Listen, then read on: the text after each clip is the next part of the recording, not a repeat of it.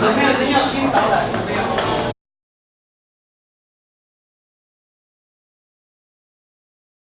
这个展啊，他一开始先讲这个一梅跟大稻埕的关系啦，这个高子贵先生啊，就是刚刚那个高总经理啊，他的那个高曾祖父啦，高曾祖父那个时候开一家染布行，它就叫做义美，叫做义美。这个是他的那个曾祖父，曾祖父。这边这个年代刚刚考证好像好像早了一些了，早了一些。这个19那个高欢王，他就到这个宝香斋去工作。那宝香斋事实上他搬过家了。我们如果看南街印证，可以看到宝香斋。宝香斋在全洋行的旁边。全洋行咱那个迪化街咱就看两支新嘛，2颗人参在那个立面上。那全洋行有在台湾民报刊登广告。它是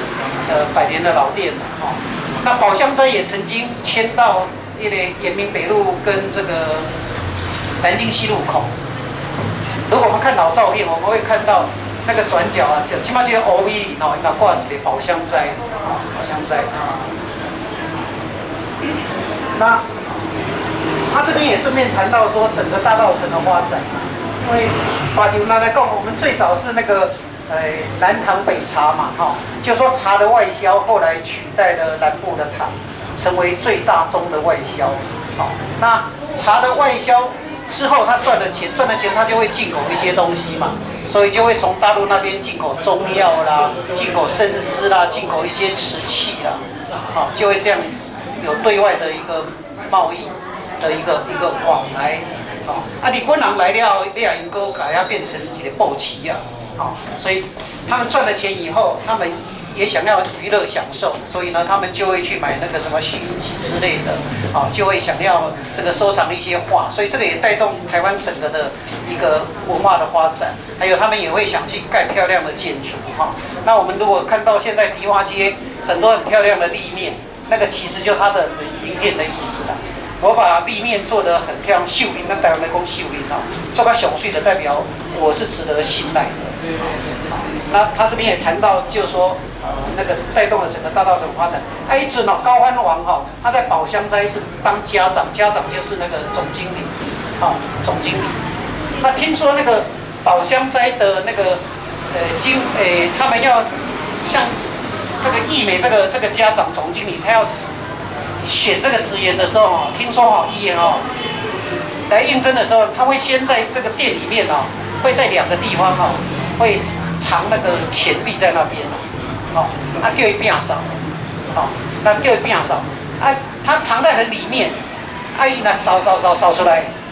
然后再看他对这个钱币的反应怎样。第一个呢，就是说他在很里面那个钱币，他也把它扫出来，表示他做事情很仔细伊若扫出来的钱伊若第一家己那袋这两未用的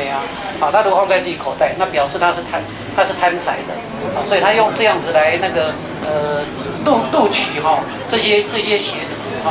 这些迪化街就是以前的永乐町嘛港町永乐町发展起来，慢慢的才把这个太平町这边也打通了太平町一直就是太平东，太平东就是讲真大条的路那太平町变成是说从北门过来最重要的一条道路它打通以后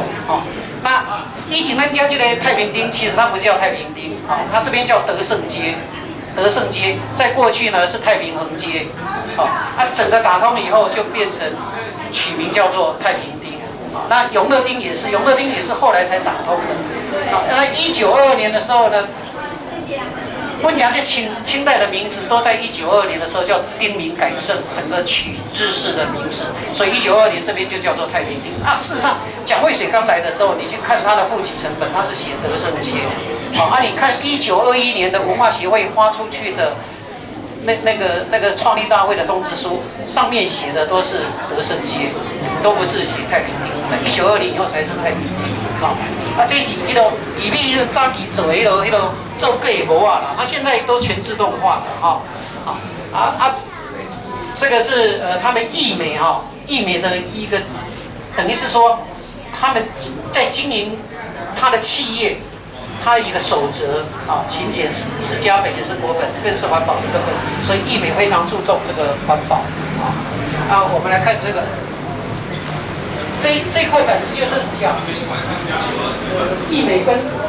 蒋渭水大医院到底有什么关系1915年，渭水先生他学校毕业，以后他回到宜兰当1年的外科助手，在宜兰医院。那个时候呢，他就面临一个抉择，到底要留在宜兰继续呢当他的医生，还是要到另外一个地方来开医院？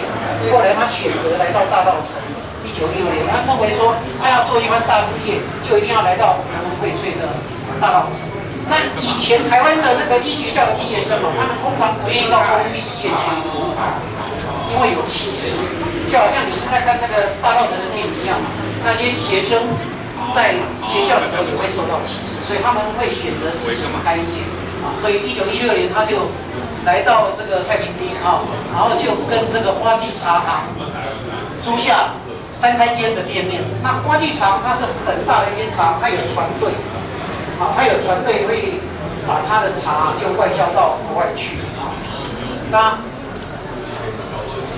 1916年他来了，1917年他在这个医院附近就开了多1楼然后后来又开了一间叫做东营商会。那东营商会我们最近找到史料，就是他代理宜兰甘泉老壶酒的销售量是全台北市的1/3那蒋渭水在做社会运动，日本人绝对不可能说让他一边赚钱一边来做反抗运动。所以我们最近找到一个资料，就是1922年的时候那个酒的专卖开始实施了。台湾第一个专卖它是鸦片，是在1897年就开始专卖然后1899年的时候是盐跟樟脑的专卖，1901年才成立专卖局然后后来有烟的专卖，但是酒的专卖是很晚，来到1922年。所以1922年的时候，总督的专卖局就吊销了渭水先生大盘商的执照。那我们最近在中央研究有看到这个史料，然后渭水先生跟他申报说，他这样的话会损失16000元，16000元是非常大的因为1930年的时候呢，天水路那边盖好那个台湾民众党本部才花6000多万，2层楼，包括卖土地他等于渭水先生这样一损失可能是好几千万那个时候他申报说他被吊销这个酒的一个专卖1921年在这边创立这个文化协会，文化协会是台湾最重要的反殖民运动团体，它是一个母体。就是说，台湾有4个反殖民运动团体，一个就是台湾文化协会后来文化协会分裂以后呢，渭水先生他们就出来组织台湾民众党，然后台湾民众党呢又成立一个专门在做工农运动的，叫做台湾公有总联盟那另外还有一个叫做台湾农民组合，那台湾农民组合是受到文化协会的启发。那另外2个都是从文化协会这样衍生出来的，所以台湾整个反殖民运动团体4个团体都是新的文化协会，文化协会分裂之后的新的文化协会都跟文化协会有关，所以它是台湾反殖民运动的一个母体，它也是台湾第一个宣传社会运动、宣传现代思想意识的一个结社那要做这个文化运动，除了发行这个汇报之外，发行杂志之外因为这个杂志它毕竟是叫月刊嘛，所以它一定要发行报纸才会比较来得及，所以后来就创立了台湾民报。那台湾民报刚开始的时候呢，它是它是半月刊，后来就变成旬刊，10天一份，后来再变成周刊，一个礼拜一份这样。那我们看到这个名啊，它是人民怎样？出头天哦，然后这边有写渭水哦。那如果你跟它翻开来，它后面就会写太平町3丁目28番地，就是现在的义美这个地方。这一本哦，32页的正刊，64页的广告，就是刚刚那个高总讲的哈、他这边会写太平町3丁目28番地啊，所以台湾人桃园报纸就是在隔壁啊，就是在隔壁啊，这个台湾的第一份报纸。那这一位就是渭水先生了啊，这个今天哈，今天的张我军呐、他提倡那个白话文学的张我军就这个啊。那这个就是1925年的新年周刊的云手，刚刚看到的啊。文化协会哈、这个林献堂叫总理，我们知道总理就有点革命的思想。那讲渭水叫做专务理事，专务理事就是秘书长，就是方针的订定跟会务的推行，所以最主要还是他哈。那这一张我们可以看到，这里有一个叫文化公司，这个叫做大医院啊，所以这一张照片更早，这一张照片大概在1920，因为1920渭水先生创立文化公司，啊，那文化公司就是进口报章杂志，然后提供给那一些青年学子啊来做研究哦，那这个是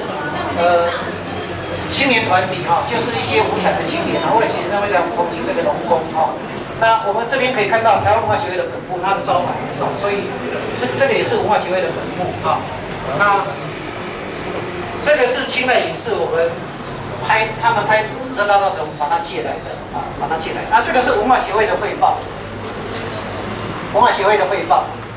啊，就等于党外杂志的老祖师爷就是他了。把它禁止了，它就会换一个名称出版啊，所以党外老祖师爷。杂志的老祖师也就是他，那我们看到后面都会写那个太平町3丁目28番地啊，太平町3丁目28番地都会写啊。那我们再来看这边哈，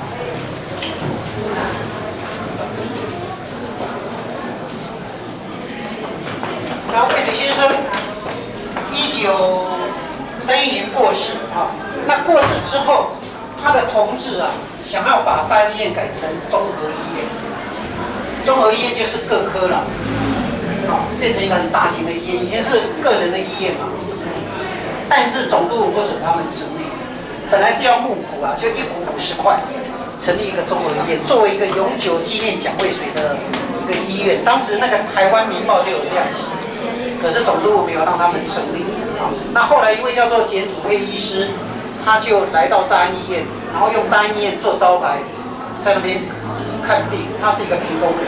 但是他没有渭水先生有名气啊。渭水先生在做社会运动之前，我们可以看到台湾日日新报上面都说渭水先生医术非常有名，有人雪崩了啊，生产雪崩，他把他救回来。我们在台湾日日新报可以看到，然后说他非常热心公益，一直在报道他的善举。比如说那个时候有霍乱的流行啊，那他也去这个宣传啊，就在他做社运动之前呢、都是正面的评价，那做社运动之后呢，都是负面的评价啊。这个总督的报纸我们可以看到这样啊。那渭水先生过世以后，我的伯父在那边经营书店经营2年，那个书。因为汉文的书越来越难卖，会随着那个军国主义的抬头，他要发动战争嘛。那后来我们家就搬走之后，义美呢就来租下这个大医院，所以他们就开始在这边做花季哈。那当时这个花季厂他想要卖土地了，这个时候因为高腾蛟先生啊，就是高总的爸爸啊，高腾蛟先生他的父亲。很早就过世，所以他16岁的时候还在读当时的这个台湾商工学校这里面哈，对，台湾商工学校就是现在的台南商工。其实那个年代你能够读这个学校的人啊，算非常好，因为初中非常的少，所以这个等于是一个初衷而已。好啊，那个时候人家刚好要卖，那个花季常来找这边的人说他们要卖东西，那有的人就嫌太贵，但是呢，高藤娇就跟他的妈妈商量啊，他们就决定买下来，所以他们先买那个33号那一边，然后再买先买那个这边是27吧，先买31号那一边，然后再买29号那一边，再买后面的扣群，好，然后这样赚到他的糕饼的事业啊。那高藤娇先生一生都在为这个食品捍卫安全啊，还有为这个不合理的一个食品制度来做这个抗争啊。以前咱糖都是台糖在把持，那他那个时候就一直要呼吁说，不能把糖这样被台糖公司把持，然后卖那么贵啊。大家可能不知道益美是全台湾用蛋量最大的。它的蛋糕销路非常好啊，它的那个蜂蜜蛋糕是在香港非常的有名的哈。那高藤娇先生89岁高龄过世啊，他是在这个等于是说要去上班的途中过世的，所以他一生都在为这个食品来奋斗哈。那他有一句名言就是做饼是良心的事业啊，所以这个就是等于是益美一个坚持。那这种疫情你差别也不忘哦，差别。这边是益美一些代表性的哈，益美它有一个原则哈，它能够不加东西，它就尽量不加东西。如果你去喝那个优酪乳喝优酪乳你会觉得益美的优酪乳跟人家都不一样，它的优酪乳没有人家的好喝，因为别人都加一点修饰淀粉，